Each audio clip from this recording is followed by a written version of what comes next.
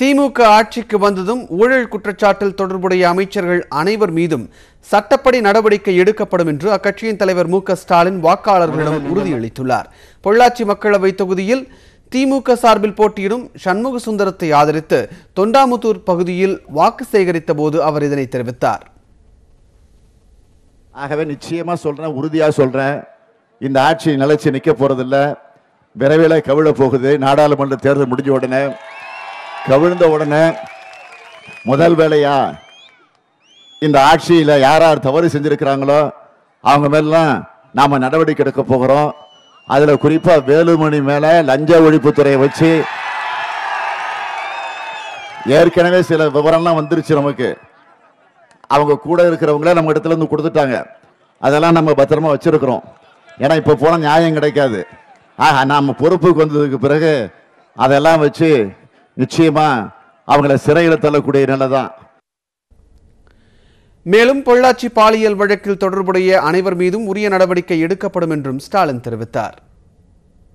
CBCID விசாரிச்சுக்கிட்டு இருக்கு. ஆனா CBI விசாரிக்கணும்னு ஒரு உத்தரவு போட்டாங்க. ஆனா இது வரைக்கும் சிபிஐ விசாரிக்க தொடங்கல. இன்னும் சிபிசிஐடி தான் விசாரிச்சுக்கிட்டு இருக்கு. ஆக சிபிசிஐடி விசாரிக்கிறதுனா ஆட்சிக்கு சாதகமா அமைச்சர்களுக்கு சாதகமா அது விசாரணை நடத்திட்டு இருக்கிறாங்க. ஆக இன்னும் சிபிஐ விசாரணைக்கு தொடங்கல.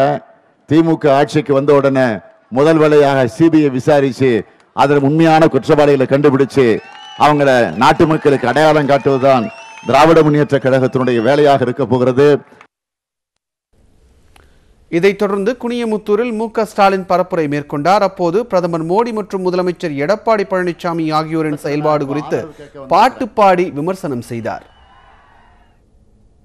பொய்யிலே பிறந்து பொய்யிலே வளர்ந்த புலவர் பெருமானே, அது மாதிரி பொய்யிலே பிறந்து பொய்யிலே வளர்ந்து மோடி பெருமானே அப்படின்னு பாடுறோம். பொய் சொன்னாலும் பொருத்தமா சொல்லுங்கடா போக்கத்த பசங்களான கிராமத்தில் ஒரு பழமொழி சொல்லுவாங்க. அது மாதிரி பொய்யையே சொல்லி ஆட்சிக்கு வந்துட்டு இப்ப திருப்பி பொய்யையே சொல்ல ஆரம்பிச்சிருக்கிறாங்க. மேலும் வேலூரில் மக்களவை தேர்தல் மற்றும் சட்டப்பேரவை இடைத்தேர்தலை நிறுத்த தேர்தல் ஆணையத்தின் உதவியோடு ஆளும் கட்சி முயற்சி செய்வதாக குற்றம் சாட்டினார். அத்துடன் போலீஸ் உதவியுடன் பணப்பட்டுவாடா செய்வதாகவும் குற்றம் சாட்டினார். ஆக போலீஸ் வேன்ல ஆம்புலன்ஸ்ல பணத்தை எடுத்துக்கிட்டு போறாங்க. இப்போ செக்கிங்னு வெளியில போட்டிருக்கிறாங்க. ஆக யாரோ தொழிலதிபர்கள் சிறு குறு தொழில் நடத்தி கொண்டிருக்கிறவங்க ஏதோ தங்களுடைய வீட்டுக்காக திருமண செலவுக்கு அந்த செலவுக்குன்னு 5000, 10,000, 5 லட்சம், 10 லட்சம் எடுத்துட்டு போறவங்களெல்லாம் செக் பண்றீங்க. அது விதிமுறை, பயன்படுத்துங்க, அதை செக் பண்ணுங்க. நான் தவறுன்னு கூட சொல்லலை.